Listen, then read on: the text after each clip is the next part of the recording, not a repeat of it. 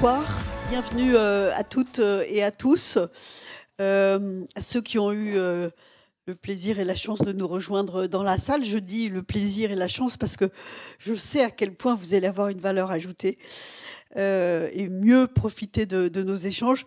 Mais merci aussi à tous ceux qui nous suivent en ligne, et nous sommes aussi très heureux de pouvoir avoir ce mix des technologies modernes. Un immense merci à BPI de nous accueillir dans ces locaux absolument adaptés à un événement de cette nature, et aussi adaptés à l'équation du numéro de la revue d'économie financière dont nous allons parler, quand on sait le rôle que BPI a dans le financement de l'économie française en général, mais surtout en particulier sans doute des PME.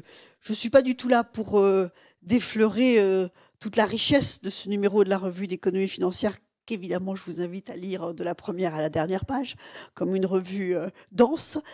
Mais pour vous dire un mot de l'AEFR, remercier beaucoup Esther Jeffers pour le rôle qu'elle a pris dans le pilotage de cette revue. Vous avez aujourd'hui entre les mains le numéro consacré donc au financement des PME, et vous aurez très bientôt le numéro suivant, qui est un numéro très dense, très riche aussi, édité en français et en anglais, et qui porte sur les biens publics mondiaux, donc avec une approche très riche et des thèmes tout à fait d'actualité, dans une actualité parfois difficile. Le numéro suivant portera sur le financement de la dépendance, qui est un sujet sur lequel nous travaillons déjà tous depuis longtemps, et qui pourtant, à un moment ou un autre, suppose qu'on se penche et qu'on regarde un peu où est-ce qu'on en est sur cette question qui bouleverse les équilibres budgétaires des uns et des autres. Le premier numéro de 2024 portera sur un sujet dont on ne savait pas dans quel horizon il allait se projeter au moment où on l'a décidé en comité de rédaction et en conseil d'orientation, mais qui reste d'une actualité ultra brûlante, qui est la question de l'inflation. Et puis, les inflations, ce qui permet d'avoir une approche holistique, pour utiliser un langage à la mode. Et puis, le deuxième numéro de 2024 est un sujet, alors là, en plein dans une actualité, je ne sais pas si elle est de rugby ou plus générale, je crois qu'elle est de plus générale, puisque ça portera à la veille des Jeux Olympiques sur la finance et le sport. C'est un angle original qui mérite très certainement d'être traité par la revue d'économie financière. À côté de cette revue d'économie financière, vous le savez, je vous invite bien évidemment en tant que présidente de l'AEFR à regarder l'ensemble de nos activités, puisque à côté de la revue, nous avons 3 autres types d'activités, et dont une que je veux mentionner à ce stade, qui est l'activité de debate paper, dans lequel, sur une question de régulation financière, nous essayons de faire un point en regardant quels sont les angles qu'en tant que centre de réflexion, en tant que laboratoire, nous pourrions mettre en avant. Et le prochain debate paper qui va sortir avant la COP 28 portera sur les plans de transition, sur leur efficacité, leur utilité, leur complexité, et donneront l'occasion à un événement de présentation qui devrait se dérouler à peu près autour du 4 décembre, c'est-à-dire le jour où, à Dubaï, on traitera de la finance dans l'agenda de la COP.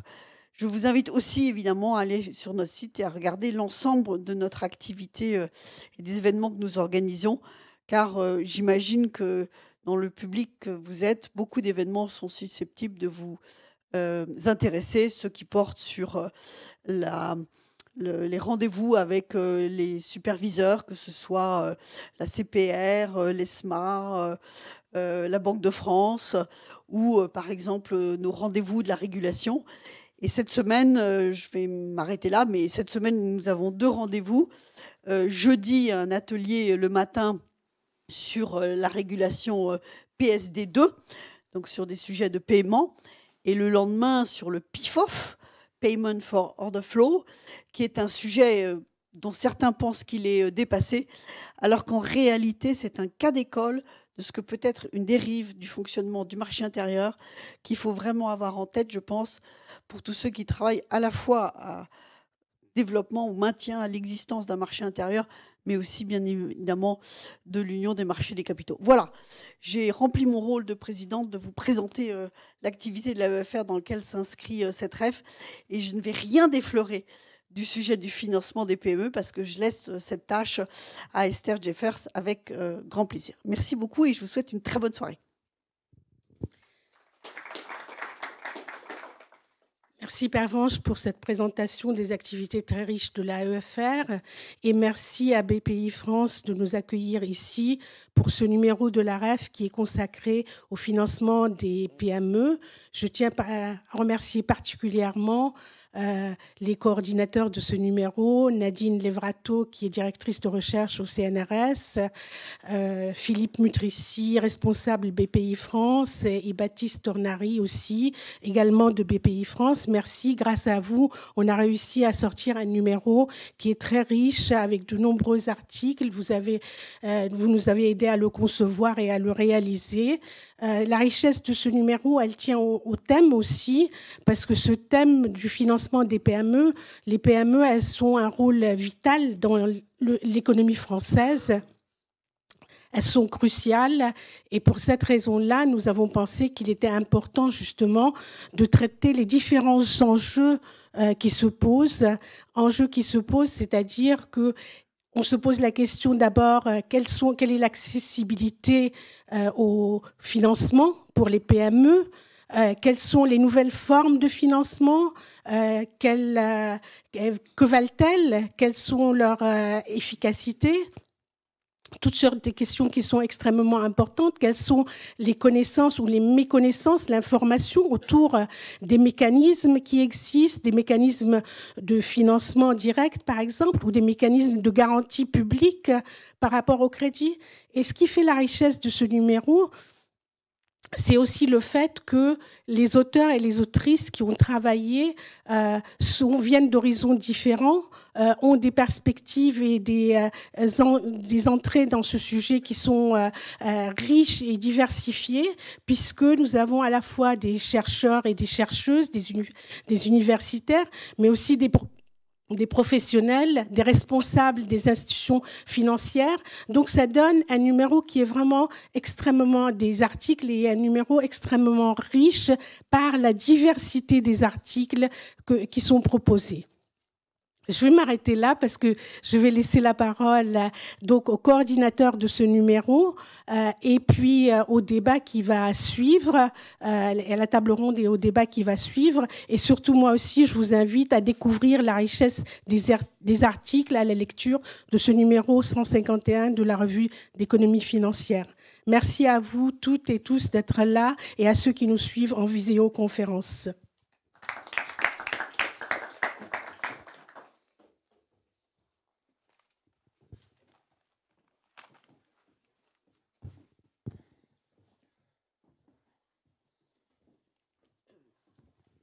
Bonjour à tous.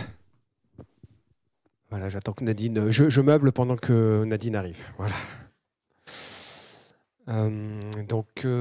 Peut-être juste me représenter. Donc, je suis Philippe Mutrici, directeur des études de BPI France, et je suis venu avec Baptiste Tornari, mon adjoint qui s'occupe de la macroéconomie, de l'évaluation du risque pays, des enquêtes de conjoncture. Et donc, nous avons le plaisir, avec Nadine, que je vais laisser se présenter peut-être Nadine, enfin directrice de recherche au CNRS, Laboratoire Economics Paris-Nanterre, Université Paris-Nanterre, de coordonner ce numéro dédié au financement des PME. Pour raccourcir l'introduction, moi je vais limiter mon propos, non pas au fond de cette revue, mais simplement remercier tous les participants, donc tous les rédacteurs. Il y en a 38 qui ont accepté de rédiger des articles passionnants sur la problématique du financement des PME. Donc je vais me limiter à cette très très brève introduction et laisser la parole à mes deux co-coordinateurs, peut-être en commençant par Nadine. Bonsoir à toutes et à tous.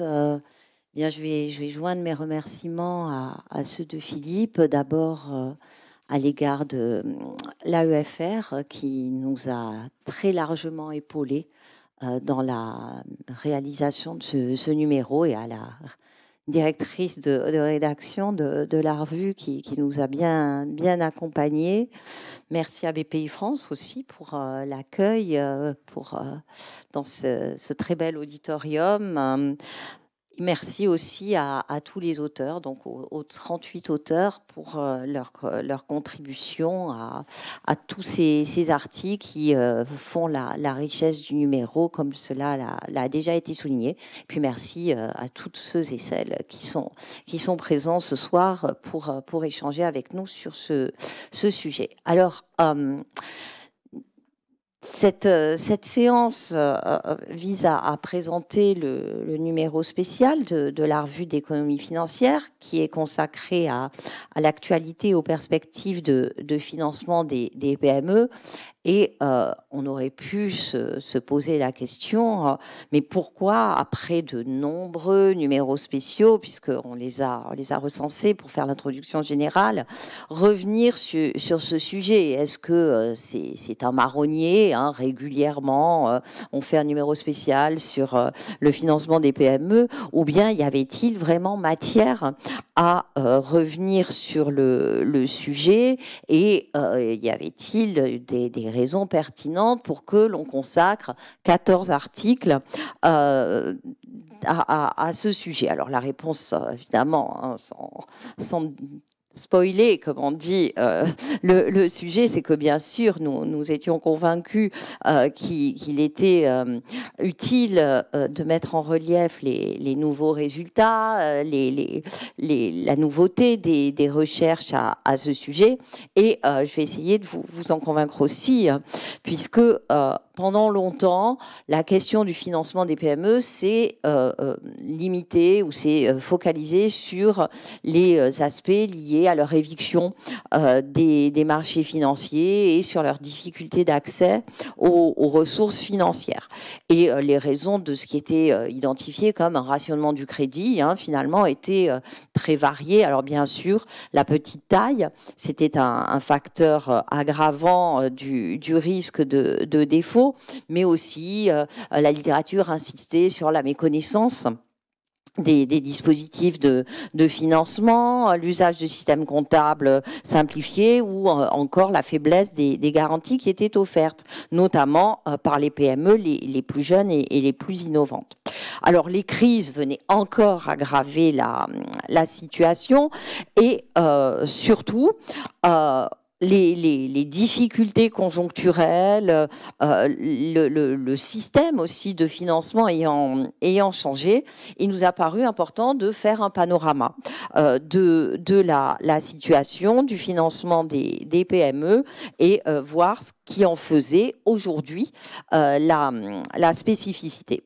Alors, comme tous les numéros spéciaux de la REF, le lien a été fait entre la production de connaissances académiques, d'une part, et les orientations des politiques publiques et des acteurs du financement, les acteurs majeurs comme les BPI France.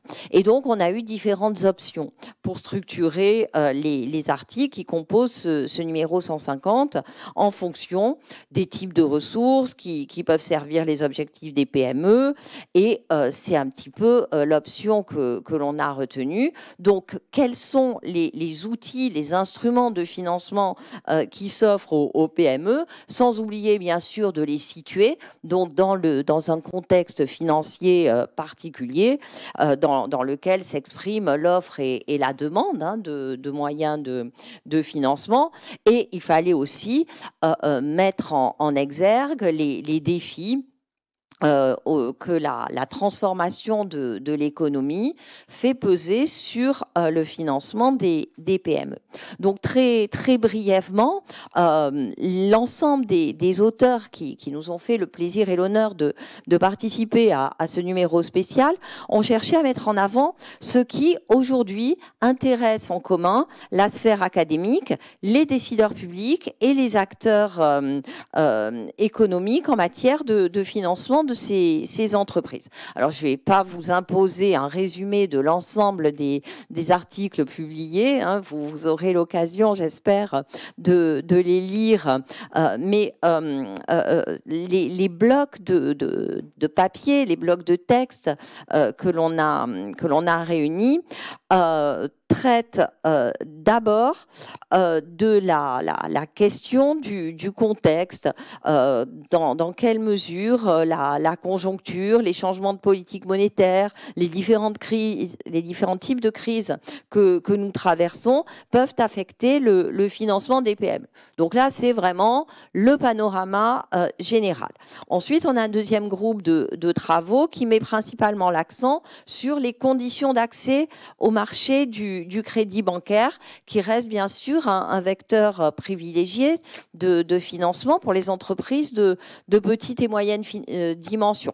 Alors bien sûr, il y a eu beaucoup d'innovations financières, il y a eu beaucoup d'ouverture des différents segments des marchés du financement, mais malgré ces innovations, ces diversifications, eh bien la dette bancaire reste un élément quasi incontournable du financement des PME. C'est pour ça que l'on a commencé par là. Et les articles qui sont réunis dans cette section soulignent d'abord l'importance de la relation de clientèle et de la proximité, et plus globalement mettent en relief l'importance de l'engagement, la relation à l'engagement, hein, comme on disait dans une certaine littérature, des banques vis-à-vis de ces entreprises.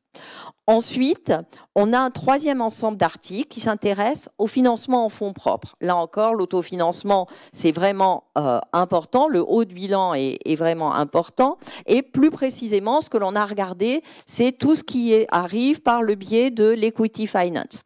Alors, ces aspects ont été traités soit à partir d'un secteur particulier, en l'occurrence les laboratoires d'analyse médicale, soit par une attention particulière qui a été portée à certains segments spécifiques, les business angels ou le crowdfunding.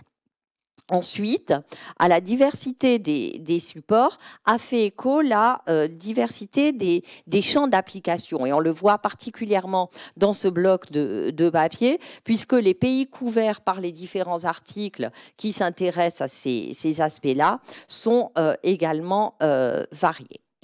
Autre sous-ensemble de papier, c'est la question des garanties et des financements publics, qui sont, là encore, des instruments privilégiés de financement des PME. Et je pense que BPI France aura l'occasion de revenir dessus.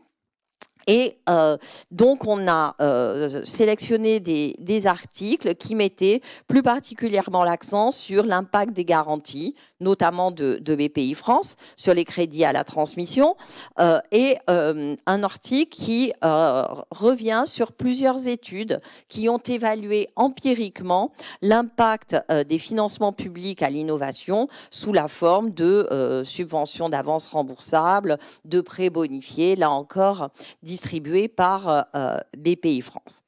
Mais une fois qu'on avait fait ça, il nous a semblé que le panorama ou la présentation qui pouvait être faite n'aurait pas été complète si on n'avait pas proposé d'anticipation sur l'avenir. Et c'est là qu'on a un nouveau bloc d'articles qui s'intéresse plus particulièrement aux aspects associés aux défis que comporte le financement des PME. Alors le premier, c'est bien sûr la bifurcation de l'économie et la transition vers une société bas carbone. Ensuite, cela ne se fera pas tout seul Et les PME auront besoin d'un accompagnement particulier pour le faire. C'est ce que traite le deuxième article. Quant au troisième, il regarde plus spécifiquement comment les dirigeants de PME prennent leurs décisions, et c'est important dans les phases de bifurcation, et dans quelle mesure cette prise de décision individuelle peut affecter les orientations de l'entreprise et le calibrage ou la mise en place de modalités d'accompagnement dont elle bénéficie. Donc voilà un petit peu comment on a essayé de travailler, le tout en mêlant académique et décision publique, et je pense que Baptiste va nous en dire un peu plus sur ce volet-là. Oui, merci Nadine, et bonjour à tous.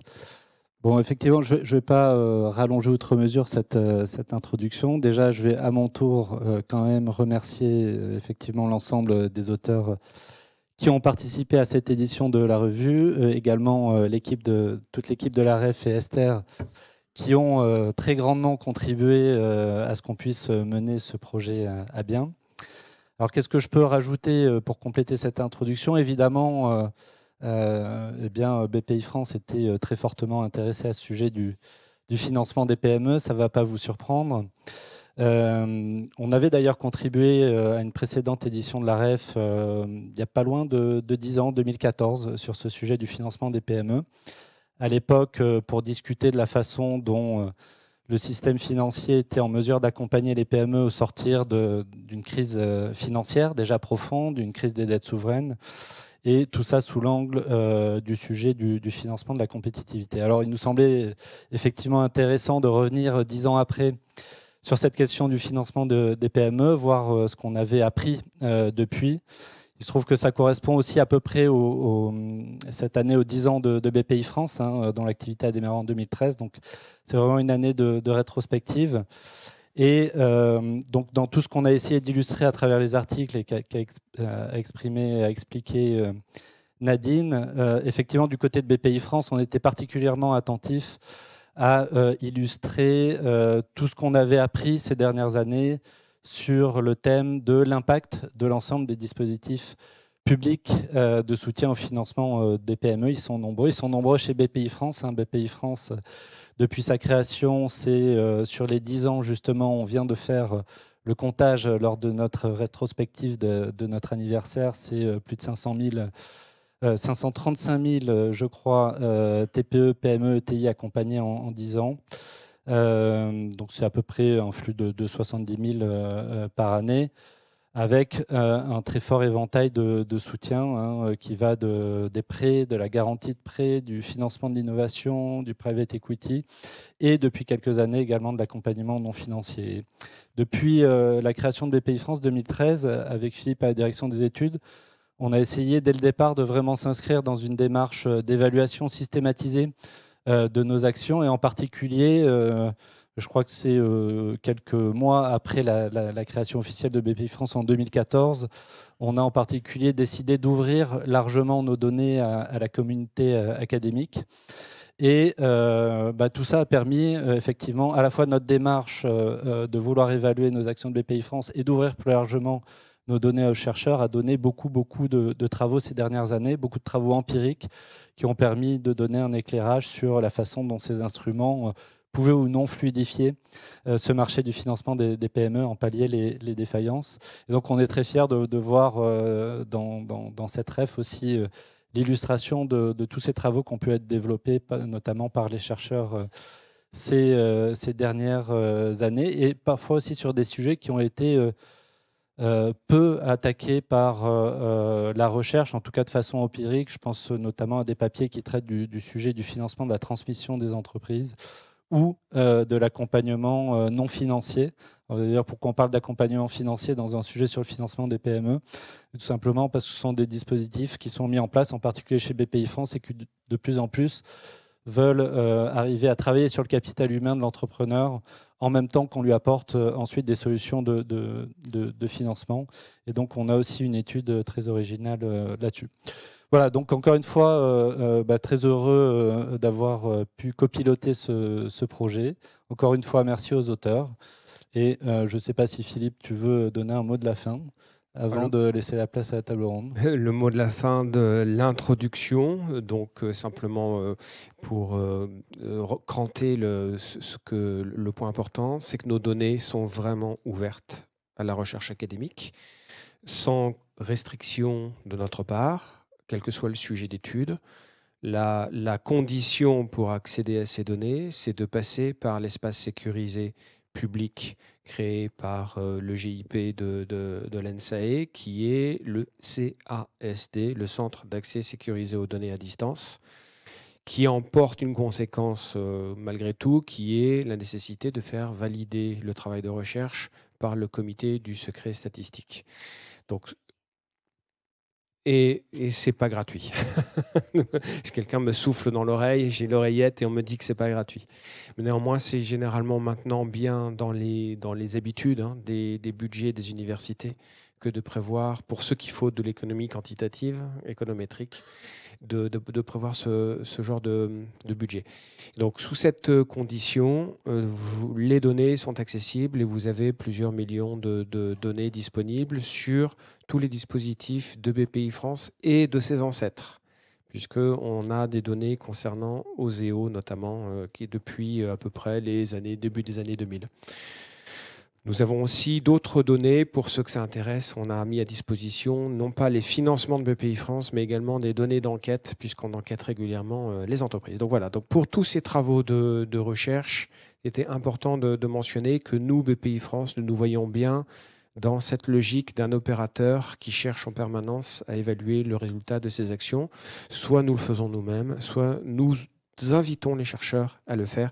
Et vous avez quelques très beaux papiers de ces premiers résultats qui, comme le disait Baptiste, sont dans la revue. Donc, pourquoi on fait ça aussi également? Pour cranter le fait que nous pensons que le financement des PME ne peut pas se faire spontanément que par le marché. Donc, c'est un peu ce qui est sous-jacent dans la revue. Ce sera peut-être aussi l'objet des débats tout à l'heure qui suivront la table ronde. C'est dans quelle mesure le financement de ces entreprises très spécifiques, Nadine a commencé à l'aborder, il s'agit de petites entreprises. Donc, elles nécessitent un financement qui n'est pas forcément rentable pour la plupart des acteurs privés. Et donc, l'intervention publique nous semble justifié. Alors, maintenant, on va passer au temps de la table ronde et remercier les 3 orateurs qui ont accepté de venir co-présenter leur papier et en discuter sous l'autorité et l'animation de Nadine. Donc, je vais appeler sur scène Guillaume Richer-Bourbous de la Banque de France, ainsi que Henri Fraisse, que je n'avais pas vu. Donc, était là il y a quelques minutes. Henri va nous rejoindre. Et pardon, j'ai un petit... Voilà, c'est Giuseppe Arcuri, le 3e orateur qui va participer à cette table ronde. Je vais laisser Nadine les présenter et je leur cède le micro en vous remerciant de nous avoir écoutés pour cette longue introduction.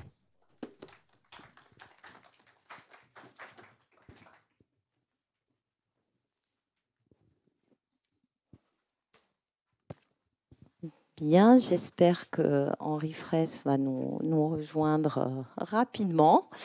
Nous avons retenu 3 articles qui composent ce numéro spécial et de nouveau, on remercie les 3 auteurs qui représentent plus qu'eux-mêmes, puisque ce sont tous des papiers coécrits. Et donc, nous allons entendre successivement, je vous laisserai vous présenter chacun avant de prendre la parole, mais nous allons entendre successivement donc Guillaume Richer-Bourbous de la Banque de France, Henri Fraisse également de la Banque de France, et Giuseppe Arcuri de l'Université Paris 1 Panthéon-Sorbonne, qui vont présenter différentes facettes de la question du financement des PME. Donc, je cède tout de suite la parole à Guillaume, qui va... Ah, donc... Breaking news. Je viens d'apprendre qu'Henri Fraisse a été obligé de partir d'urgence. Nous aurons 2 auteurs, mais ce ne sera pas moins intéressant. Enfin, on perd un tiers quand même, mais les contenus qui restent seront évidemment très, très denses. Et donc, sans plus tarder, je cède la parole à Guillaume qui va nous présenter les points saillants de l'article coécrit avec Christine Bonnery.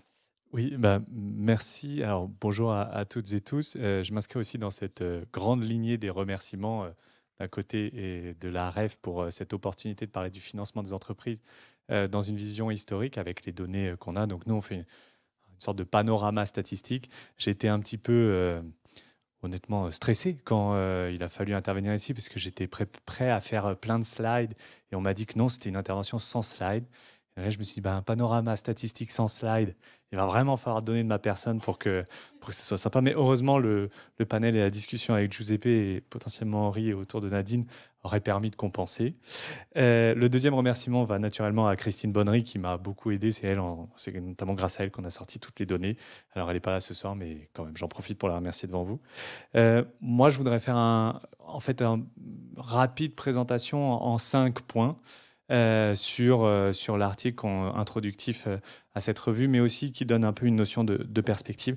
Donc le premier point sur ce financement des PME, c'est un peu le cadrage macroéconomique, c'est associé aussi naturellement à la Banque de France. Je sais qu'il y a de nombreux spécialistes de politique monétaire dans le coin, j'en connais au moins un et donc je subis son regard acéré. Donc je vais essayer d'être assez précis dans mes propos. Le premier point, c'est 0%. 0%, c'est le taux de la facilité de dépôt sur la dernière décennie. Alors, je précise tout de suite, c'est environ et c'est en nominal. Donc ça, c'est vraiment le premier point à retenir. Ce cadrage macroéconomique, il emporte en fait un coût de financement pour les entreprises par crédit bancaire autour de 1,5-1,7% pour les PME, au moins sur la deuxième partie de la dernière décennie. Alors, juste un rappel global, là où il y a les grandes entreprises, à 70% se financent plutôt par des émissions de dette obligataires, le crédit bancaire est très utile pour les PME et notamment les petites structures. Nous, on estime ça à peu près 85% de leur endettement. Donc voilà, ça permet d'avoir un peu une idée. Et cette part est stable sur les 10 dernières années. Alors, je crois que Giuseppe, vous reviendrez un peu sur l'importance de la diversification des sources de financement et de l'importance aussi d'avoir un tissu de financement dynamique qui permet aux entreprises de croître. On pourra y revenir après. Donc le premier point, c'était 0%. Le deuxième point, c'est le volume de crédit bancaire. Et là, on peut parler de la croissance, du taux de croissance.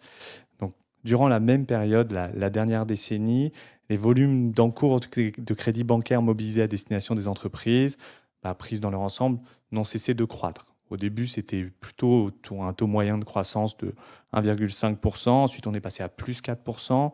Et ensuite, on était même à plus 6% fin 2019. On s'arrête fin 2019 parce qu'il y a les spécificités de la crise Covid. Mais les données sont disponibles, comme pour BPI, si vous le souhaitez, sous Webstat. Il y a plein de données et on sera ravis d'échanger avec vous là-dessus. Alors, l'un des points associés à ça, c'était l'intervention d'Henri, qui allait pouvoir un peu nous éclairer sur pourquoi, comment il y a eu cette croissance des volumes de crédit bancaire. Notamment, je crois qu'il a montré dans son article avec ses co-auteurs qu'il y avait un rôle très positif de la politique monétaire qui a été particulièrement accommodante.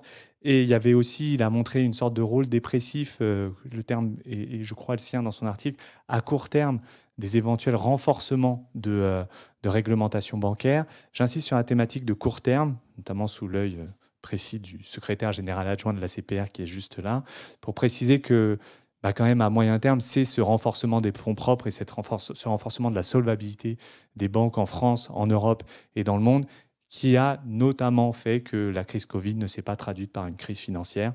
Voilà, il y a bien cet équilibre court terme, moyen terme et des gains très positifs à moyen terme en tout cas de ce renforcement de réglementation.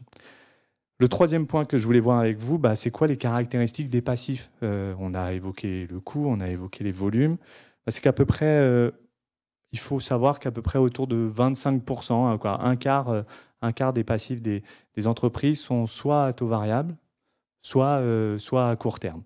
Donc Donc ça nous donne un peu l'idée que quand on est en phase de resserrement de politique monétaire, on pourrait dire qu'il y a seulement un quart de la dette qui est soumis à courte échéance à cette augmentation des taux. Et je vais préciser un peu le point dans mon quatrième point, justement.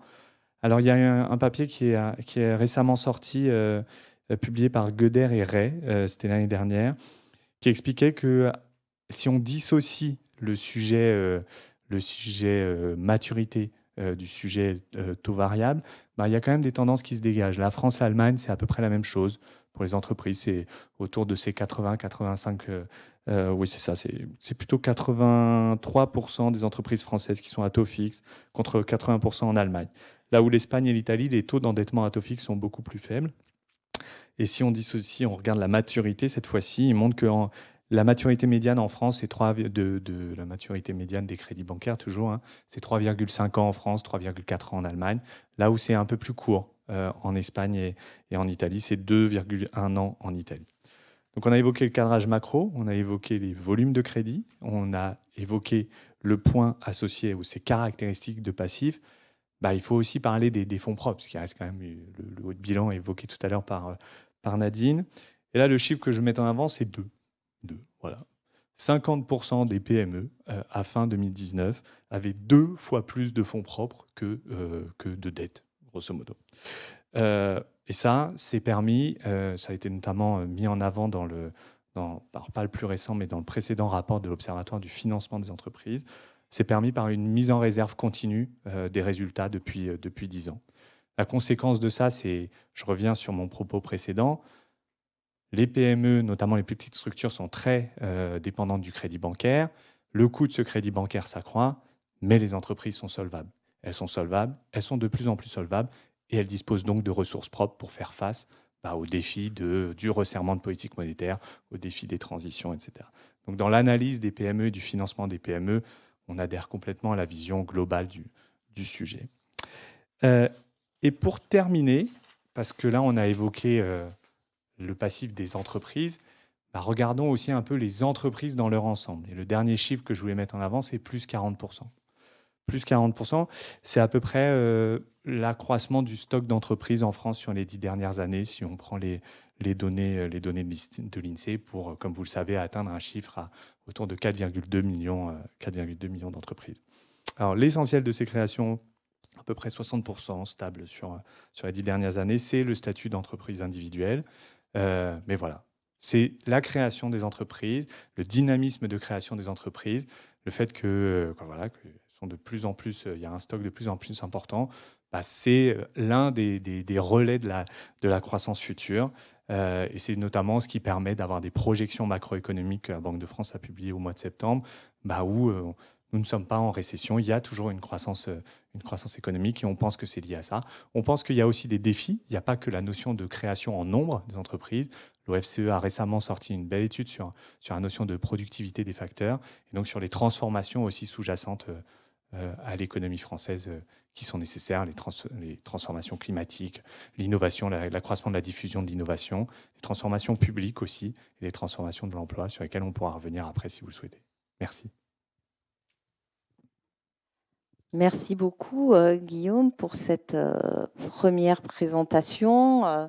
Donc, on aurait aimé pouvoir compléter. Un petit appel a été fait par la présentation d'Henri Fraisse, qui, dans son article coécrit avec Jean-Stéphane Messonnier, s'intéressait aux nouvelles politiques monétaires et prudentielles et à leurs conséquences, donc sur l'accès au crédit des PME depuis la grande crise financière de 2008-2009. Mais là, on va avoir vraiment un équilibre macro-micro avec tout de suite la présentation de l'article qui a été coécrit avec un de nos collègues, Mounir Amdaoud, et moi-même, qui s'intéresse donc plus aux marchés bancaires locaux et aux PME. À toi, Giuseppe. Bonjour à toutes et à tous. Et je voudrais remercier tout d'abord de cette invitation à cette table ronde. Je me présente tout d'abord, je suis Giuseppe Arcuri, maître de conférence à l'Université de Paris 1 Panthéon-Sorbonne et chercheur associé au labo Prisme de Paris 1 et Economics de l'Université Paris-Nanterre. L'article que je coécris avec Mounir Amdaoud et Nadine porte comme titre Robustesse financière des PME et disponibilité du crédit sur les marchés locaux, une analyse empirique sur données italiennes. Et cet article s'intéresse à la relation entre le marché bancaire local et la santé financière des PME dans le cadre du choc macroéconomique exceptionnel qu'a constitué la crise sanitaire puis économique de la Covid-19, dont les conséquences ont été très inégales selon les territoires. Donc, pourquoi une étude sur l'Italie? Pour deux raisons spécifiques. Tout d'abord, il s'agit d'un des premiers pays plus fortement touchés par la crise de 2020, qui a considérablement affecté les revenus et les coûts des entreprises qui composent son tissu productif. Et on peut dire que selon un rapport de l'OCDE, les mesures de confinement, la baisse de la demande et les perturbations dans les chaînes d'approvisionnement ont entraîné une baisse significative des chiffres d'affaires et des résultats de nombreuses entreprises. Au début de la crise, les PME ont été particulièrement touchées par cette crise et ont rencontré des problèmes de liquidité et des difficultés à obtenir des financements pour maintenir leur activité. Pour donner quelques chiffres, selon l'Institut national de statistique italien, en 2020, plus de 2/3 des entreprises enregistrent une baisse de leur chiffre d'affaires par rapport à 2019 et 62% s'attendaient que les revenus diminuent même au cours des 6 premiers mois de 2021 et 32% pensaient que leurs chances de survie étaient compromises. Et donc la crise a principalement touché les petites entreprises. Fin 2020, elle s'est considérée un risque de faillite le 33% de micro-entreprises. On parle des entreprises ayant moins de 10 employés. 26,6% des petites entreprises, 10% des entreprises de taille moyenne et 15% des grandes entreprises. Deuxième raison qui nous a mené à conduire une étude sur l'Italie est que ce pays est un cas approprié pour étudier cette question de recherche. Le pays est en effet caractérisé par de nombreuses disparités interrégionales. Cela reflète bien le bien connu dualisme de l'économie italienne, bien que toutes les régions soient soumises aux mêmes institutions formelles touchant au financement des entreprises, comme par exemple le droit bancaire, l'organisation financière et les droits des affaires. Dans le contexte de la crise de la Covid-19, au-delà de la distribution d'argent public qui a permis de sauver un nombre important d'entreprises, la disponibilité de financement bancaire fait également partie des moyens à disposition des entreprises et des pouvoirs publics pour surmonter une crise macroéconomique de grande ampleur. Et donc, pour une entreprise, cette dernière dépend d'un nombre important de facteurs, comme par exemple la taille, la nature des relations avec la banque, la transparence de l'information, certaines caractéristiques du marché bancaire, comme par exemple la concentration et l'envergure de l'établissement du crédit. Et donc, les différents types de ressources financières externes dont disposent les entreprises influencent leur capacité, selon la plupart de la littérature, leur capacité de résistance au choc et par conséquent leur survie. Qu'est-ce que la littérature nous dit à ce sujet? Tout d'abord, l'idée que le secteur financier au niveau macro détermine les modèles d'innovation et les trajectoires de croissance remonte à la contribution dans les années 60 de Schumpeter. Et compte tenu de l'effet du développement financier au niveau micro et la dimension locale du marché du crédit bancaire, il a été démontré rapidement que la distance entre le prêteur et l'emprunteur importe dans la fourniture de ressources financières en particulier pour les petites entreprises. Et donc, dans la littérature, on retrouve l'idée qu'un système financier bien développé au niveau local peut améliorer la capacité d'une entreprise à accéder au financement externe, tout en lui permettant de se procurer les ressources dans les meilleures conditions de taux d'intérêt. Et donc, dans ces contextes, il y a une spécificité des banques à dimension régionale qui connaissent mieux les entreprises et les entrepreneurs locaux, ce qui réduit le problème de la symétrie d'information qui typiquement caractérise cette relation entre banque et entreprise. Et donc, tous ces éléments qu'on a retrouvés dans la littérature nous ont permis de formuler la première hypothèse du papier, selon laquelle une meilleure disponibilité du crédit devrait se traduire par une meilleure santé financière des PME. Et toujours selon la littérature, cette relation est plus importante pour les petites entreprises, les entreprises de taille petite, parce que les petites entreprises sont soumises à l'incertitude et au rationnement du crédit et ont tendance à utiliser plus de financement à court terme et sont caractérisées aussi par une difficulté, comme disait mon collègue, à trouver des financements alternatifs par rapport au financement bancaire. Donc l'analyse empirique de ce papier repose sur un modèle économétrique, un modèle multiniveau, qui permet de prendre en compte dans le même modèle des variables individuelles et des variables qui sont définies au niveau local. Et il s'agit d'une étude qui est menée sur un échantillon de presque 25 000 PME italiennes. La source des données est un peu différente par rapport à l'autre article. En fait, la base des données est le résultat d'une fusion de 3 bases différentes. Au niveau des variables d'entreprise, nous avons utilisé la base Amadeus.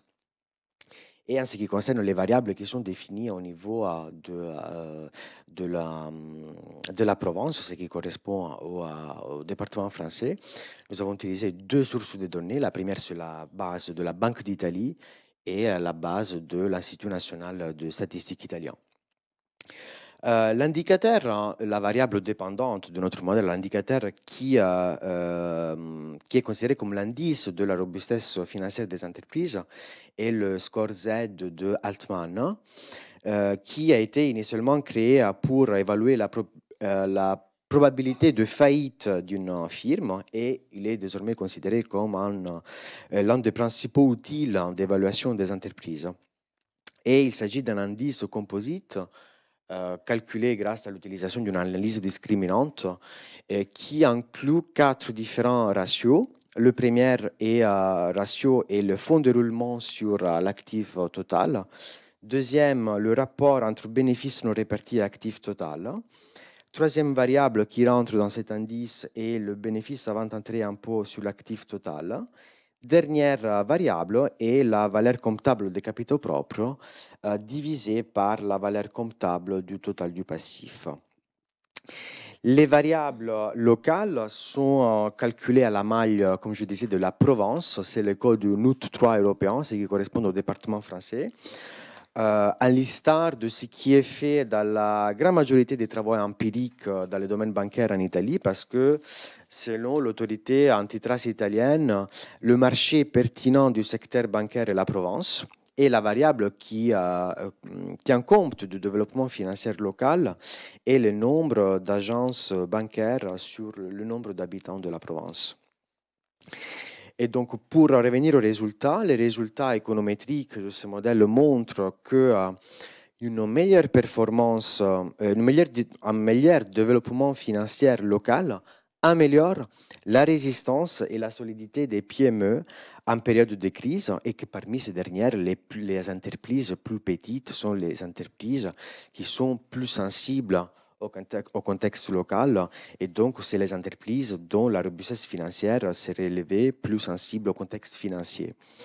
Pendant cette période de crise de Covid-19, c'est là parce que la disponibilité et le coût de prêts bancaires sont cruciaux pour de nombreuses petites entreprises qui ont rarement d'autres possibilités de financement externe. Donc, nous pouvons en déduire, pour conclure, que le canal qui permet au développement financier local d'avoir un impact positif sur la santé financière des PME en période de crise économique est la fourniture de financement à un coût abordable. Et les institutions financières locales, telles que les banques régionales et les coopératives de crédit, peuvent jouer un rôle essentiel en fournissant des prêts à des taux d'intérêt abordables. Parce qu'en abaissant le coût du capital, les PME peuvent mieux gérer leur flux de trésorerie pendant la crise. Et donc, ces résultats débouchent sur des recommandations à destination des responsables de la mise en œuvre de politiques publiques visant à soutenir les PME et à promouvoir leur croissance et le développement dans des contextes de crise. Parmi les dispositifs possibles, nous on en retenons 3. Première, le soutien à la restructuration de la dette, parce que les autorités locales peuvent mettre en place des programmes de restructuration de la dette pour aider les PME à réduire leurs charges d'intérêt et à repousser les échéances des paiements pendant les périodes difficiles. Deuxième, la promotion de l'investissement local. Donc tout cela pour favoriser une forme de financement différente, dans le sens où les gouvernements locaux peuvent créer des incitations fiscales ou des subventions pour encourager les investisseurs à soutenir les PME de la région. Et donc cela pourrait attirer des capitaux de la région et aider les entreprises à obtenir les fonds nécessaires pour leur croissance. Dernier dispositif, la réduction de l'aspect bureaucratique, parce qu'à simplifier les procédures administratives et réduire la bureaucratie pourrait aider les PME à accéder plus rapidement aux ressources financières et réagir de manière plus efficace aux crises. Merci. Merci à vous deux. Alors, nous avons le temps de prendre des questions et d'ouvrir le débat avec nos auteurs, avec Philippe, avec Baptiste, si vous le souhaitez aussi. Donc, je vous laisse la parole si vous avez envie de réagir à ces deux présentations, à demander des détails aux auteurs qui sont là ce soir. Vous levez la main et on vous passera un micro.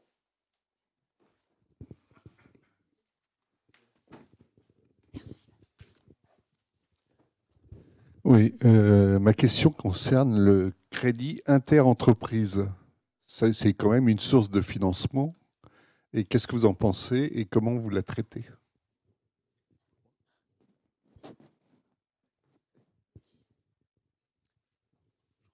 Je peux commencer et ensuite, si vous souhaitez. On partage complètement l'avis sur la question très ouverte, à savoir de l'importance du crédit interentreprise. On peut le voir de deux manières, le crédit interentreprise ou les délais de paiement et surtout les retards de paiement. En manière très résumée, et je vous propose qu'on continue la discussion en plus du rapport de l'Observatoire des délais de paiement, par exemple, où la Banque de France va sortir son étude sur les délais de paiement d'ici les assises des délais de paiement qui auront lieu le 9 novembre. Altares a sorti beaucoup de données. En résumé, le crédit interentreprise, c'est un lubrifiant du système économique. C'est important dans le cadre des chaînes de production. Ce qu'on voit, mais c'est un travail de recherche qui est en cours. Plus les chaînes de production s'allongent, plus le crédit interentreprise est nécessaire. À côté de ça, les retards de paiement, qui peuvent être un pendant du crédit interentreprise, c'est un frein aussi de trésorerie généralement pour les petites structures. Nous, à la Banque de France, avec notre méthodologie, on estime à peu près que les PME subissent 4 jours de chiffre d'affaires de trésorerie sortie. C'est à peu près 12 milliards d'euros pour elles. Ça, c'était l'évaluation sur l'année à fin 2021. On montre aussi dans un papier qui est sorti en 2018 que du fait des retards de paiement, on augmente la possibilité de faillite d'une entreprise de 25%. Alors tout de suite, je précise qu'une une situation financière dégradée pour une entreprise, par exemple un ratio de levier qui augmente fortement ou qui a des taux trop importants, ça augmente la probabilité de faillite de genre x4. Voilà. Mais quand même, voilà. Et donc les retards de paiement, l'État, on imaginait que c'était à peu près la cause de 8% des faillites.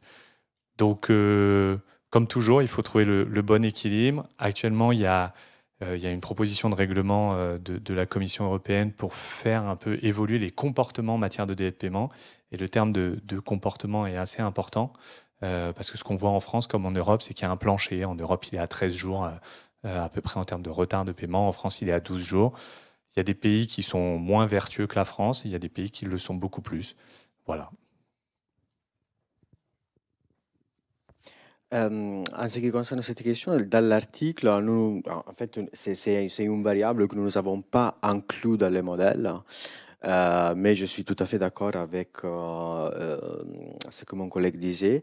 De toute façon, d'un point de vue économétrique, même si cette variable n'est pas incluse dans les modèles, cela n'impacte pas la validité des résultats que nous avons trouvés parce qu'on a trouvé vraiment un effet casuel entre le développement financier local et la robustesse financière des PME, et cela est robuste grâce à une méthodologie spécifique que nous avons utilisée, c'est la méthodologie des variables instrumentales.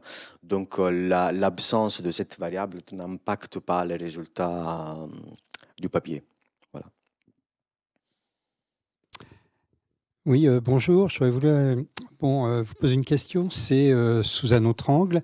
Quelle serait la part des participations de l'État aux PME? C'est-à-dire, plutôt que de partir du financement des PME, partir des PME, mais finalement, est-ce que l'État participe justement au financement de l'économie et notamment des PME par des prises de participation?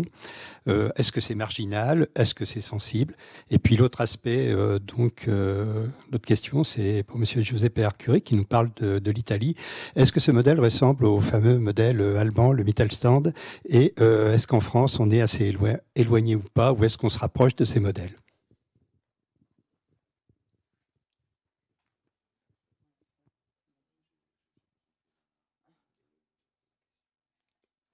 Alors, je peux commencer et tu préciseras, Giuseppe. Sur la proximité entre les PME italiennes et le Mittelstand, il y avait eu depuis longtemps beaucoup de travaux qui ont été entrepris par les centrales de bilan. Qui visait à faire une comparaison. Alors, je me souviens de travaux, c'était à l'époque où il y avait encore Bernard Paranque à la centrale de bilan qui faisait justement des analyses sur les systèmes de financement. Et en effet, dans les années 80, il y avait une forte similitude entre la France, l'Allemagne et l'Italie en matière de structure de financement des PME et de mode d'accession à la flexibilité financière. L'évolution du système financier français a été beaucoup plus importante vers un système à l'anglaise, dirais-je, que dans les deux autres pays. Et donc, trouver des données allemandes, c'est très compliqué. On l'a expérimenté sur d'autres papiers. En fait, dans Amadeus, il y a une sous-représentation des entreprises allemandes qui fait qu'il est difficile d'établir des échantillons comparables avec ce pays-là. Et donc, ça brouille un petit peu les cartes. Si bien que, tout ça pour vous dire que je n'ai pas de réponse claire à apporter à votre question, même si la structure des entreprises et leur positionnement dans les chaînes de valeur pourrait laisser penser qu'il y a plus de similitudes entre le modèle allemand et le modèle italien qu'entre le modèle italien et le modèle allemand et le modèle français. Mais on manque cruellement d'éléments quantitatifs de comparaison et notamment, on souffre du mauvais dépôt des données des entreprises allemandes dans les bases du bureau Vandeck, hein, donc Amadeus en l'occurrence. Alors, je ne sais pas si avec la base BAC, on pourrait faire quelque chose à ce sujet. Alors, je vais répondre rapidement à base BAC, puis je reviendrai un peu sur le panorama complet. Donc, BAC, pour peut-être les rares d'entre vous qui ne connaissent pas, c'est dans le cadre d'un groupe de travail qui réunit différentes institutions et notamment différentes banques centrales européennes et Crédit Registré au niveau européen et qui permet de partager en effet des bilans. Le BAC, le H, ça vaut pour harmoniser. Et donc, naturellement, quand vous cherchez à harmoniser les bilans d'entreprises de pays différents, notamment de petites structures, vous réduisez le nombre de données disponibles. Mais pour l'instant, je ne me suis pas encore intéressé à cette question, mais on peut regarder dans le cadre de BAC et continuer la discussion, si vous le souhaitez. BAC est un site accessible en ligne, c'est BACH, c'est un groupe de travail qui s'appelle le CCBSO, si vous voulez aller regarder. Ce qui me fait revenir à votre question que je trouve excellente, parce que c'est une question qu'on se pose aussi, quelle est en fait, si on part de l'autre côté des financés, quelle est la part du financement interne, du financement externe privé et du financement externe public, à la fois sur les encours et potentiellement sur les sujets de garantie. Donc nous, on y adhère. Je vais essayer de répondre en 2 points. Le premier, c'est celui qu'on a en tête dans le cadre de la crise Covid. C'est à la fois d'un côté le Fonds de solidarité et puis les PGE.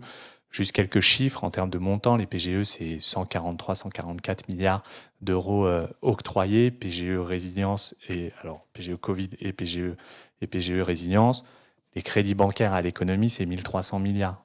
Les émissions de dette obligataire, c'est 700 milliards en plus. Voilà, pour avoir un peu le... Donc les PGE, si on est 143 relativement à 2000 milliards. Quoi. Les PGE, c'était absolument nécessaire, comme le Fonds de solidarité. L'État a joué son rôle d'amortisseur et a permis de traverser la crise. Là, on voit beaucoup de discussions sur le sujet des défaillances. C'est clairement un rattrapage des défaillances. Ce n'est pas un surplus de défaillances associé à des difficultés de la crise Covid. Les entreprises qui ont bénéficié de PGE, on a sorti une étude à la Banque de France il y a 2 semaines, montre que en fait, les PGE, ils sont allés vraiment aux bonnes entreprises. Ils sont allés aux entreprises qui en avaient besoin, donc il y avait des difficultés liées à des difficultés sectorielles essentiellement, et des entreprises qui étaient encore viables. Parce que c'était l'un des points aussi, la question a été beaucoup posée. Donc la question maintenant, c'est l'impact public. Il faut des aides ciblées pour les difficultés sectorielles. Il ne faut plus d'aide globale. L'autre point, c'est des travaux qui ont été menés en lien avec BPI. Et là, je vais peut-être laisser Baptiste et Philippe compléter. C'est sur l'efficacité des garanties de BPI. C'est notamment ce qui avait été abordé au début de l'introduction. Si mes souvenirs sont bons, les travaux qui ont montré qu'il y avait le taux... Alors nous, on trouve ça très positif, mais le taux de défaut sur les encours garantis par BPI est 2 fois plus important que le taux de défaut habituel subi pour les banques. Dans mes souvenirs, c'est 3% pour les banques, 6% pour BPI. Mais ce qui montre que BPI, en fait, couvre un segment de marché nécessaire.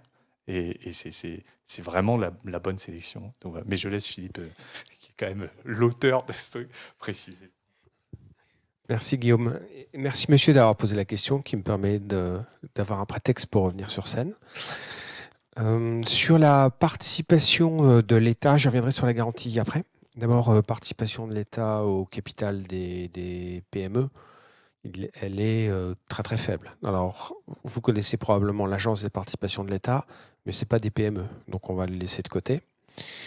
Donc, à ma connaissance, il n'y a pas d'autre moyen pour l'État d'entrer au capital des PME, sauf via son opérateur BPI France. Et en ce qui nous concerne, sur les prises de participation, sur les PME, ça va être très faible aussi.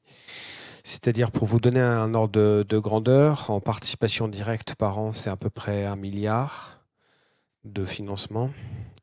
Et en participation indirecte, à peu près autant.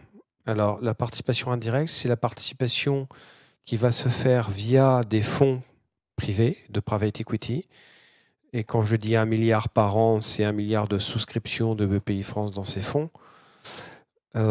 Sachant que vous avez à peu près 300 fonds partenaires, on ne les finance pas tous les ans, mais au total, on a 300 fonds partenaires, et qu'ils vont financer tous les stades de développement depuis l'amorçage jusqu'au petit capital développement transmission. Je veux dire par là que, on en parlait avec Baptiste, là, je viens juste de me faire baquer sur les chiffres par Baptiste, c'est pas la boulangerie ou la TPE classique. Donc, il n'y a pas d'intervention au capital dans les 4 200 000 entreprises. Non, c'est très, très peu. En stock, en participation directe, on a 5 000 entreprises et ça va être pour moitié des startups et l'autre moitié des PME, enfin, à grand trait, hein, mais des PME d'une certaine taille déjà, au minimum 50 salariés, plus souvent 200, jusqu'à des ETI. Et donc, tout ça pour vous dire que alors les chiffres sont disponibles sur le site de BPI France en détail dans le rapport 10 ans dont Baptiste parlait tout à l'heure, que je ne vais pas vous délivrer ni de mémoire, ni en reprenant le truc parce que ce serait trop long, mais mon propos, c'est que c'est très, très marginal. L'intervention en capital dans les entreprises, elle est décisive sur quelques points clés où c'est absolument nécessaire, et ça va être le capital risque en fait. Et le petit capital développement dans les régions où les fonds, qui sont des fonds régionaux qui investissent sur le capital de ces entreprises, ont besoin d'une part de souscription publique un peu plus importante parce qu'ils ont justement une thématique régionale et qui vont viser des petites entreprises territoriales que ne verront pas des grands fonds de private equity logés à Paris. Pour le crédit, on est sur une part de marché qu'on calcule chaque année grâce à des données transmises par la Banque de France. La part de marché sur le crédit à l'investissement, pour les PME, c'est entre 3 et 5% selon les années. C'est 3% quand le marché est très dynamique et c'est 4,5-5% quand on est dans une période où le crédit est un peu moins dynamique, ce qui n'a pas été le cas récemment, comme le mentionnait Guillaume. Et enfin, sur les garanties, donc c'est peut-être... Alors, pardon, le volume de crédit par an, ça va être à peu près 10 milliards, hein, donc pour vous donner l'ordre de grandeur aussi. Donc, c'est par rapport au total des crédits, on est à 5%, donc je vous laisse faire le calcul, mais c'est de l'ordre de 200 milliards, et c'est peut-être même plus. Mais plus avec les grands groupes. Là, je suis simplement sur le marché des PME. Sur les garanties, donc c'est à peu près 50 000 TPE par an qui sont bénéficiaires des garanties. Donc ça représente en apparence un volume important d'entreprises, mais en réalité, 50 000 TPE qu'on compare encore une fois aux 4 millions de TPE françaises, c'est pas si énorme que ça. C'est à peu près 6 à 7 milliards de crédits garantis. Donc là, c'est de la garantie de crédit. Les crédits sont faits par les banques sur une quotité qui est en général de 50%. Ça peut monter à 70% dans certains cas. Ça veut dire que le risque, en fait, la banque est dérisquée pour la moitié du crédit qu'elle fait à l'entreprise. Mais au total, vous voyez que c'est des petits crédits puisque ces 50 000 font entre 6 et 7 milliards de crédits garantis. Et donc, c'est là où, c'est sur ce secteur, comme le mentionnait Guillaume, qui a le plus d'évaluations qui étaient produites, et notamment des évaluations avec des techniques économétriques, avec des preuves causales qui sont vraiment intéressantes et qui montrent que alors le résultat qu'a retenu Guillaume, c'est le taux de défaillance. Là, on voit bien le prisme Banque de France, mais qui est tout à fait légitime et qui est important. Et je fais exactement le même commentaire que Guillaume sur le fait que c'est normal que le taux de chute soit plus élevé sur ces garanties, sinon ça serait de l'effet d'aubaine. Enfin, en tout cas, on pourrait suspecter un effet d'aubaine maximal. Et les deux autres résultats qui sont intéressants, il y a un résultat d'impact sur la création d'emplois et sur les créations de chiffre d'affaires. Ces entreprises sont plutôt plus dynamiques que celles que l'on ne garantit pas. Ce qui prouve en fait là, ce qui est intéressant, c'est que ces entreprises qui ont du mal à se financer, parce que si les banques viennent chercher une garantie, c'est qu'elles estiment que le risque est plus élevé que sur une entreprise autre qu'elles pourraient financer par ailleurs, mais que si on ne le faisait pas, on se priverait d'un supplément de croissance, de chiffre d'affaires et d'emploi. Donc on a vraiment dans une zone de l'économie où l'entreprise est plus risquée, mais pour autant elle peut être très rentable. Donc, ce qui est une façon de légitimer le fait que l'État intervienne via BPI France. Et l'autre résultat qui est intéressant, c'est qu'on a réussi à démontrer avec des ruptures dans la distribution de ces garanties. Donc, on est vraiment dans une causalité économétrique intéressante, un peu comme le papier sur l'Italie qui a été présenté par Arturo. C'est que on a le Giuseppe, pardon. Je confonds le nom et le prénom. Par Giuseppe. On a la preuve que quand on relève la délégation de la garantie des banques, c'est-à-dire, ça veut dire quoi? Ça veut dire que nous ne prenons pas les décisions de garantie. On délègue cette décision à la banque. C'est elle qui gère la garantie, en fait, hein, jusqu'à un certain montant. Donc, qui était de 100 000 euros. Et quand on a passé ce montant de 100 000 à 200 000 euros, dans l'idée de simplifier, donc l'accès au crédit, qui vraiment, il y a un écho par rapport à l'article de Giuseppe et de Nadine, on voit que ça augmente le volume total des crédits. Et ça l'augmente, y compris sur des crédits non garantis. Donc en fait, on a un effet d'entraînement sur l'économie qui est extrêmement intéressant sur cette partie. Mais encore une fois, c'est pas l'État. Enfin, l'État, on est sur quelques pourcents du financement de l'économie, en fait. Merci beaucoup, Philippe, pour ces précieux compléments d'information. Oui? Merci beaucoup de passer le micro. Monsieur, peut-être était avant. Merci. Jusque dans les années 80, il y avait en France un réseau dynamique de bourses régionales. Dans les années 80-90, elles ont quasiment toutes disparu. Est-ce qu'il y a eu des travaux de recherche qui, quelque part, ont mesuré cette disparition par rapport à au fonds propre des PME ETI? Ça, c'est ma première question. Deuxième question, est-ce qu'il existe un réseau de bourses régionales en Italie?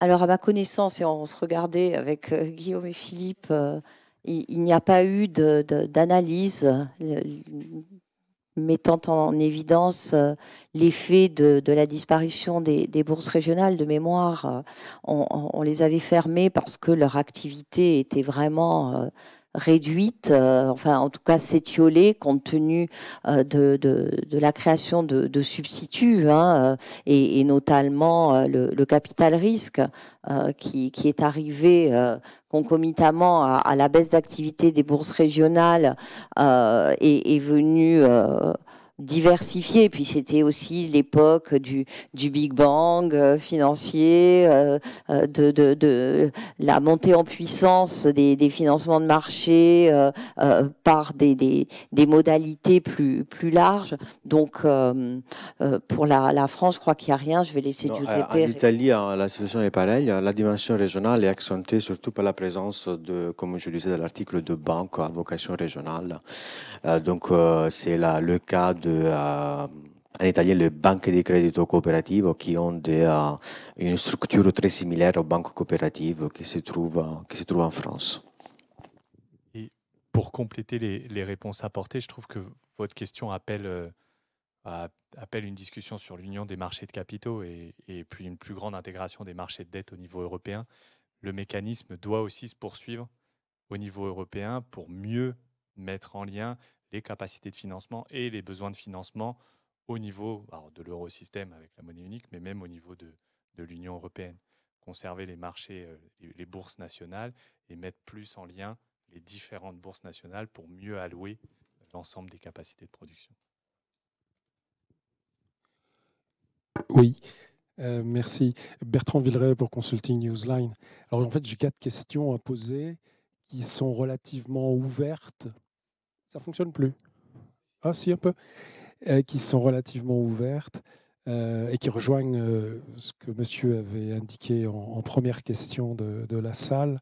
Est-ce qu'on a sur ce bouquet d'articles, hein, puisque ce n'est pas une étude massive, mais c'est plutôt un bouquet d'articles, est-ce qu'on a des données vraiment comparatives, très qualitatives, qui permettraient de mieux percevoir la façon dont les petites PME sont intégrées? On connaît le niveau d'intégration en Italie, hein, qui est extraordinaire. Hein.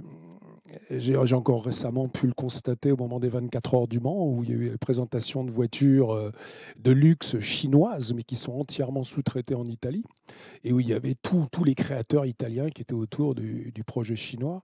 Donc il y a un savoir-faire italien au niveau des PME à ce niveau-là, qui est très différent de ce qu'on a en France, même si on a une bonne intégration dans certains domaines, comme le décolletage, les polymères, les choses comme ça. On n'atteint parfois pas ce niveau qu'a l'Italie. Donc est-ce qu'il y a des données qui ont pu être perçues à ce niveau-là? Parce que ça va déterminer ensuite peut-être des modes de financement différents, comme les modes familiaux, les modes d'intégration entre entreprises, interentreprises, des filières professionnelles, par exemple, qui peuvent s'aider les unes les autres.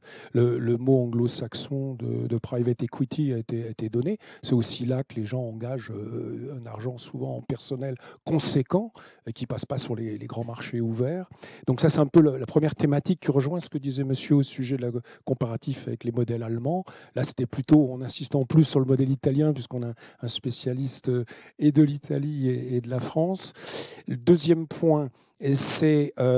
vous avez cité Oseo. Alors avant Oseo, il y avait l'Anvar, et j'ai jamais entendu de la soirée le mot R&D prononcé. Donc est-ce qu'on a des données sur au moins un article qui concernerait la part que représente la R&D? Ensuite, deux questions qui sont très ouvertes, elles ne sont pas du tout pièges, mais il y en a une, c'est est-ce qu'il y aurait des études du même type qui auraient été faites par la Commission européenne, parce qu'on sait qu'elle dépense beaucoup d'argent, et quelquefois on trouve des choses... Donc voilà, c'est une question gentiment posée, est-ce que la Commission a dépensé beaucoup de sous pour faire la même chose que vous, sans vous le dire, par exemple, hein, ce qui est leur grande habitude.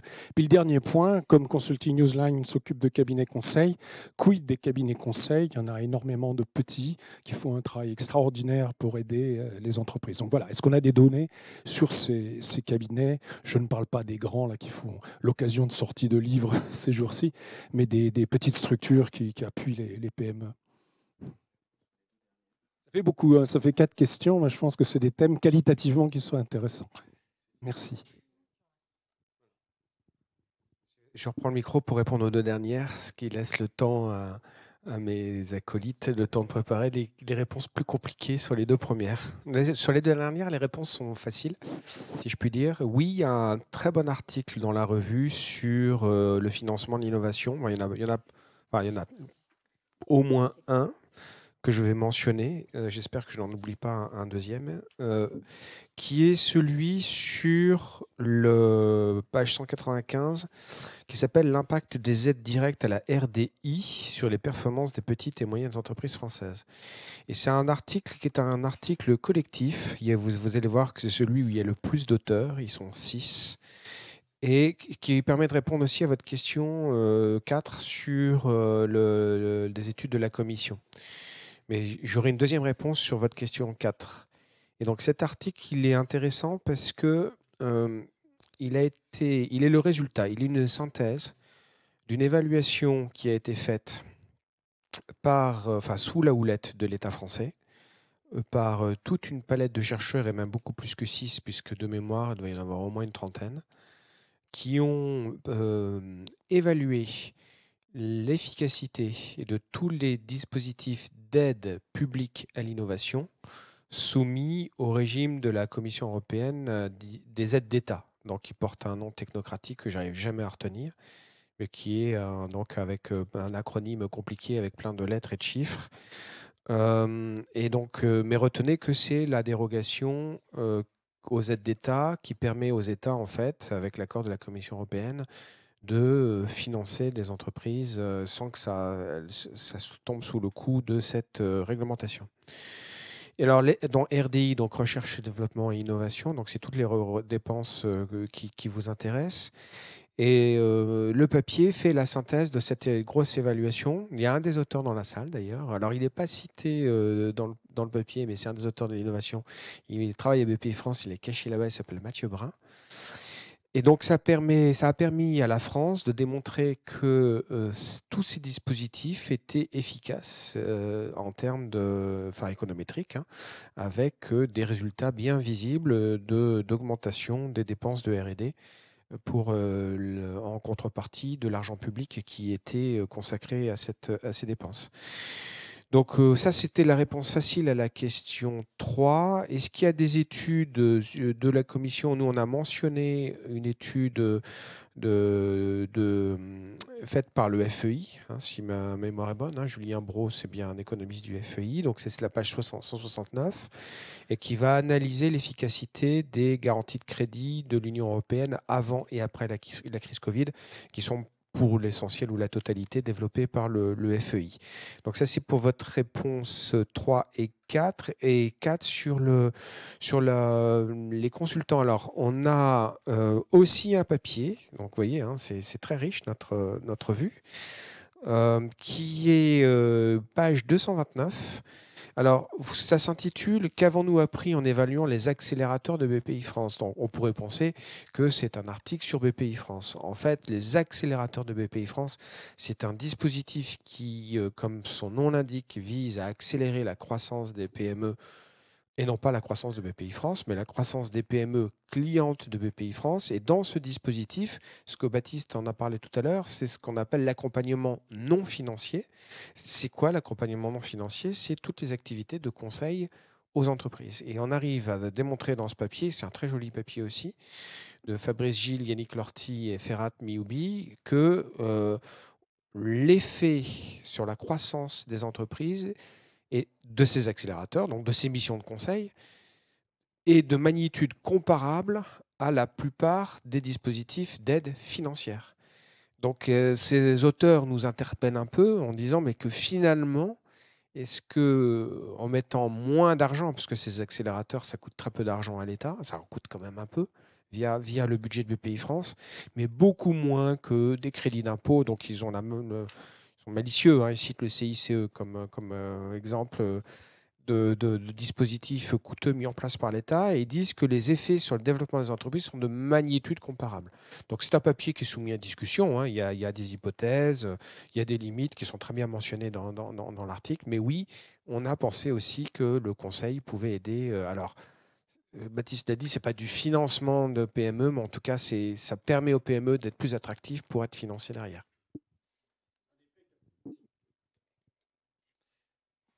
En complément rapide sur déjà la prise de parole très complète de Philippe, pour votre première question, comment les PME sont intégrées sur la partie française, moi je vous conseille la lecture du récent rapport de l'OFCE sur le tissu productif français des 10 dernières années.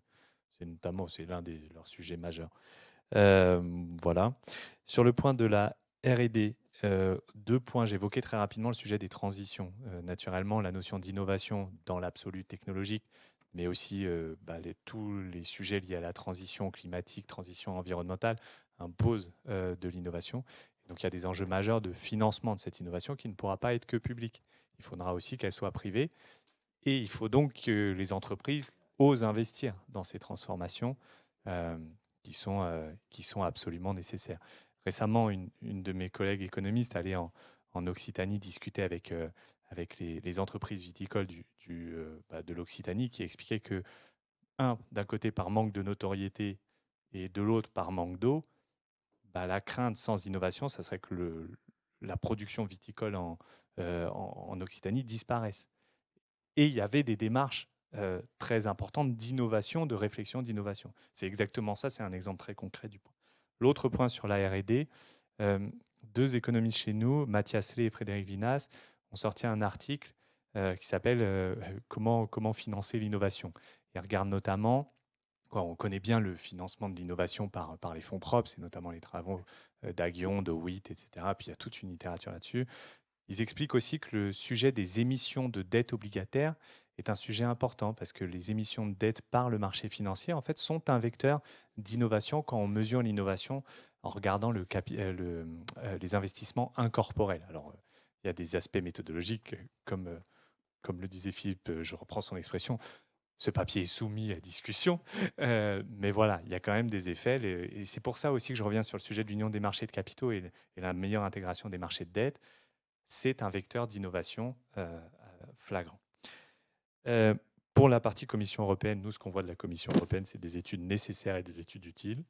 Et le troisième point sur les cabinets de conseil, pour compléter l'approche, nous, on produit des statistiques sectorielles. On sort tous les mois ce qu'on appelle, nous, des stats infos, c'est des planches statistiques. Alors, on en sort sur plein de sujets, notamment sur les défaillances et le crédit aux entreprises. On appelle ça le financement des entreprises.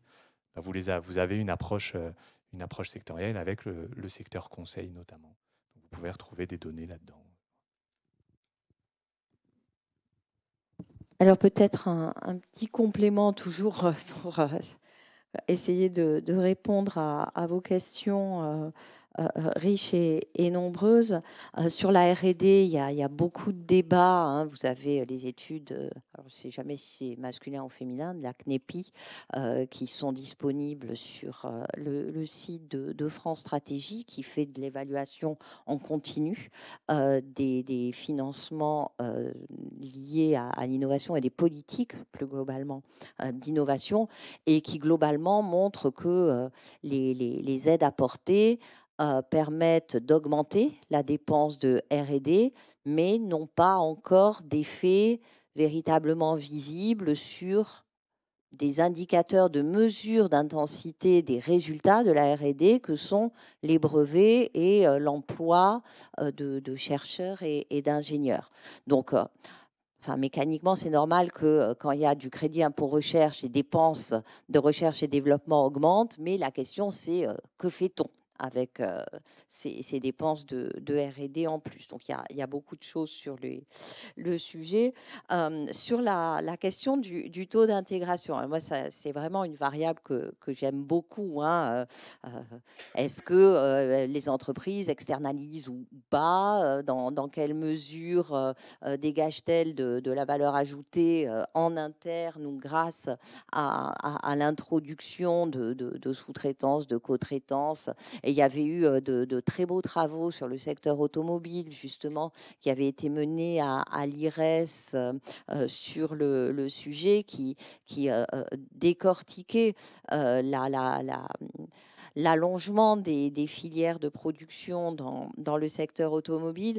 Alors, on avait travaillé, mais alors là, il y a encore quelques années de cela, sur une comparaison avec des données BAC, justement, du taux d'intégration, donc valeur ajoutée sur chiffre d'affaires, hein, une mesure assez brute de ce taux d'intégration. Et on avait un taux d'intégration des entreprises PME françaises qui étaient largement inférieurs à ceux qu'on observait avec ces données BAC, toujours en Italie et en Allemagne. C'était un travail pour la Direction générale des entreprises que nous avions fait et qui montrait justement des entreprises françaises qui étaient plus souvent donneuses d'ordre et preneuses d'ordre que dans les pays voisins. Et sur la structuration du tissu productif italien, je vais laisser Giuseppe répondre. Comme je disais dans la présentation de l'article, l'économie italienne, comme vous le savez, elle est caractérisée par un dualisme très important. Si on considère par exemple la densité économique qu'on retrouve dans le nord d'Italie, et on peut dire que c'est le niveau plus élevé en Europe. Mais c'est là à défaut d'un manque d'initiative au niveau de l'entrepreneuriat dans le sud d'Italie. Donc, d'où le dualisme qui caractérise typiquement l'économie italienne depuis l'unification du pays en 1861. Donc, c'est la conséquence dans deux histoires différentes. C'est en fait vraiment une conséquence historique très importante parce que, par exemple, dans le sud d'Italie, nous avions la domination bourbonne et donc caractérisée par des inégalités économiques très importantes, alors que dans le nord, il y avait l'expérience de la commune. Il y avait les différentes communes qui étaient caractérisées par l'indépendance les unes des autres avec une activité économique très importante. À partir de deux parcours historiques différents, tout cela se reflète dans l'économie actuelle. Dans le Nord, on a cette densité importante de PME qui est parmi les plus élevées, ou peut-être la plus élevée en Europe.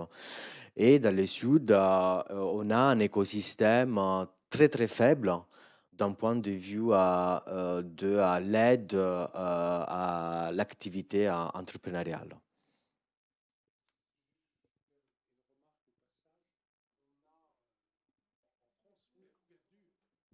On a en France progressivement perdu sur une trentaine d'années ces notions d'intégration, hein. Les entreprises se sont concentrées souvent sur un savoir-faire principal, ont évacué tous les autres savoir-faire. Je donne souvent un exemple. À une époque, Renault fabriquait ses peintures. On ne voit pas aujourd'hui Renault fabriquer ses peintures. Ils vont l'acheter en Chine. Hein, voilà. Donc, mais si, à contrario, on regarde les BRICS+, que ce soit le Brésil, l'Afrique du Sud, surtout l'Inde, on s'aperçoit qu'ils ont tous des structures consolidées, intégrées. Et vous prenez le groupe Tata, ils font tout, hein. Ils font le métal, ils font la tôlerie, ils font les voitures, ils font même le conseil, ils font l'informatique, ils font tout. Donc cette notion, elle est très importante et souvent elle manque dans les données statistiques. On ne nous dit pas, et cette filière est bien structurée, ou elle fait un peu, ils sont tous côte à côte, mais ils ne travaillent pas ensemble, quoi. Donc, voilà, ma remarque est qualitative, mais là, il y a des chiffres derrière, certainement, à travailler. C'est peut-être déjà fait. Enfin, Pas du tout, non. Moi, je en profite pour souligner à quel point c'est important. Ce que vous dites est très important. Pour d'abord saluer mes camarades de la Fabrique de l'Industrie, pour qui je vais faire une petite publicité, puisque je suis membre de leur conseil d'orientation. Et j'avais en relecture cet après-midi une note passionnante qui va sortir. Donc, je ne dévoilerai pas les résultats, mais je vous invite vraiment à la lire le jour où elle sortira. Sur la question, c'est la R&D est-elle le fait des startups ou des grands groupes pour les innovations disruptives? Donc, je ne vous donnerai pas la réponse. Ça traite beaucoup de sujets d'intégration. Et la situation de la France est comparée avec les autres grands pays qui innovent, qui font des innovations de rupture. Donc, c'est absolument passionnant. Sur l'ANVAR, je n'ai pas répondu tout à l'heure. Dans les données qu'on met à disposition à la recherche, il y a les données de l'ANVAR. Donc, je pense que vous êtes très heureux. On va peut-être prendre 2 questions encore, si vous voulez bien. Donc, voilà, 2 mains qui sont levées. J'en ai vu 3. Il y en a 3. On peut peut-être les prendre 3 questions. On les prend ensemble, Nadine? On les prend ensemble, oui, bonne idée. Il y a un micro qui circule. Bonjour, Olivier Bailly, ancien du ministère des Finances. Lorsque j'étais au ministère des Finances et qu'on traitait le sujet des aides de l'État au financement des PME, la critique qui arrivait systématiquement et tout de suite était de dire que c'était un maquis dans lequel les gens ne se reconnaissaient, ne se comprenaient plus où aller. Et en fait, c'était d'une efficacité moyenne, pour le dire poliment. Est-ce que cette critique est encore justifiée à votre avis aujourd'hui? Ou est-ce qu'il y a eu, enfin, ce que j'espère, que j'ai cru comprendre de vos interventions, une nette amélioration sur ce sujet? Dans la foulée, on a parlé tout à l'heure des bourses régionales, mais il y avait le réseau des sociétés de développement régional qui faisait à la fois de la prise de participation des entreprises et de l'accès au financement de longue durée pour des coûts qui étaient un peu équivalents, grâce à la garantie de l'État, aux conditions qu'avaient les grosses entreprises. Ce réseau a disparu. Qui joue ce rôle? Est-ce que il y a eu un relais dans le rôle que ces sociétés jouaient au niveau régional?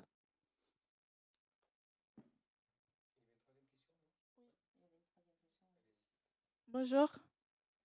En fait, je vais revenir sur votre article, Monsieur Richer, c'est ça?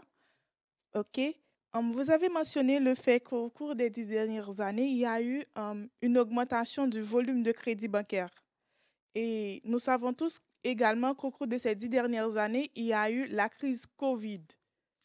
Hum, Est-ce que dans votre article, on prend en compte le fait que la santé financière des PME post-Covid a été vraiment aggravée, ça s'est affaibli. Du coup, est-ce que cette hausse de volume de crédit bancaire tient compte de cette période-là? Parce qu'en fait, économétriquement, faiblesse de santé bancaire des PME et hausse crédit bancaire, dans ma tête, ça colle pas un peu. Cher Olivier, première question. D'ailleurs, vos deux questions font un peu écho, parce que je pense que les critiques du ministère des Finances étaient en partie sur les sociétés de développement régional. Oui, les travaux ont beaucoup progressé. Alors, je dirais qu'il y a deux choses qui ont progressé parallèlement. Il y a la qualité des interventions publiques, d'une part, et la qualité des évaluations, d'autre part. C'est les deux jambes, en fait, de l'action publique. C'est bien parce qu'on évalue mieux que l'action publique progresse. Mais on ne pourrait pas avoir une action publique qui progresserait si on n'avait pas une science économique qui progressait aussi.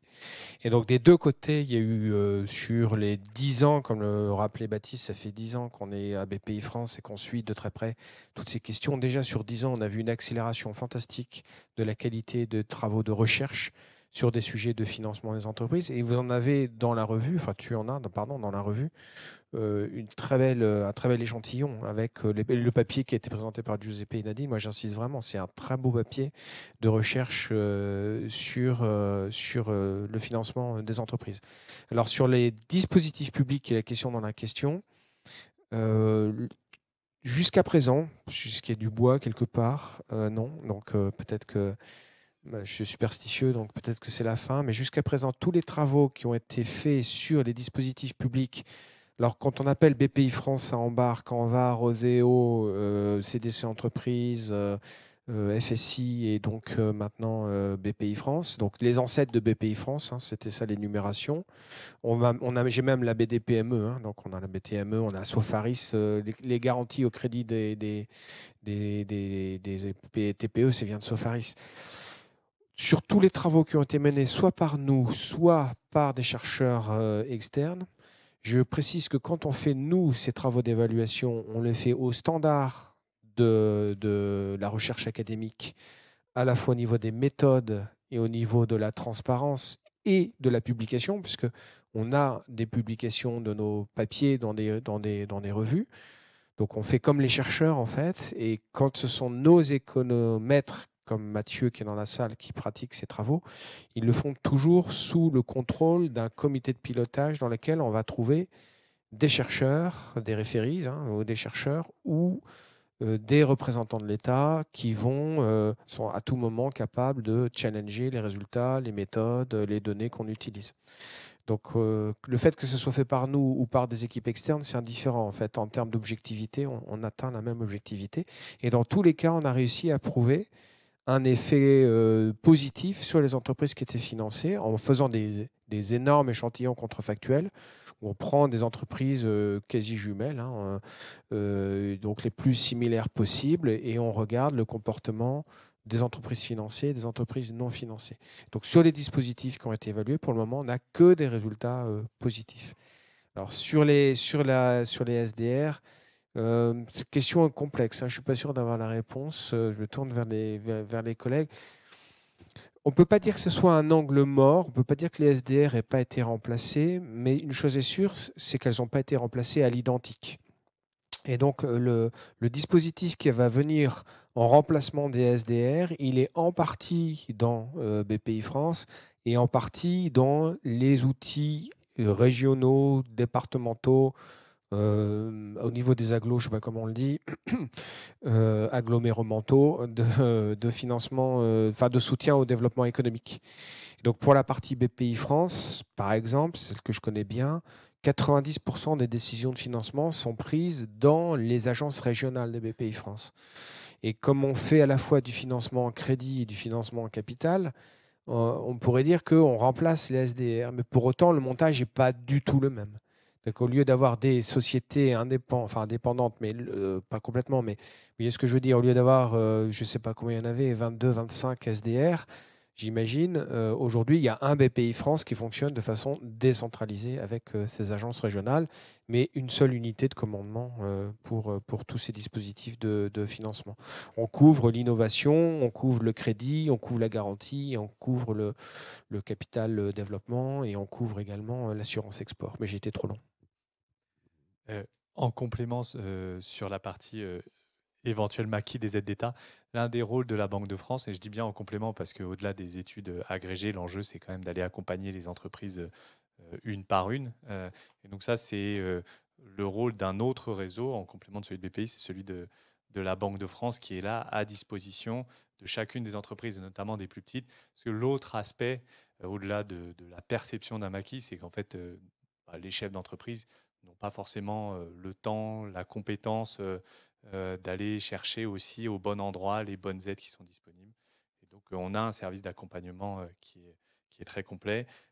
Et ensuite, pour répondre à votre question sur la santé financière des entreprises dans le cadre de l'article, donc cet article-là fait un panorama statistique du financement 2012-2021. Donc, on englobe en effet en gros une année et demie, une année 3/4 de crise Covid. Dans cet article, on ne regarde pas la santé financière des entreprises relativement à ce financement-là, mais on fait d'autres productions.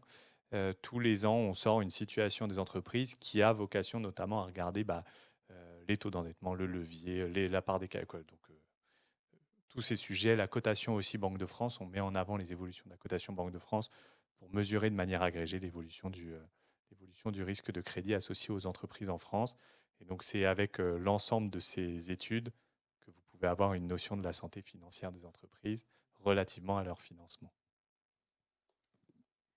Eh bien, il est temps de clôturer ce débat qui a été très intéressant, riche, avec beaucoup de questions. Je remercie l'ensemble des intervenants à cette table ronde et on me signale qu'un cocktail a été prévu à l'issue donc de ces échanges et je vous invite à le rejoindre. Merci beaucoup, bonne soirée.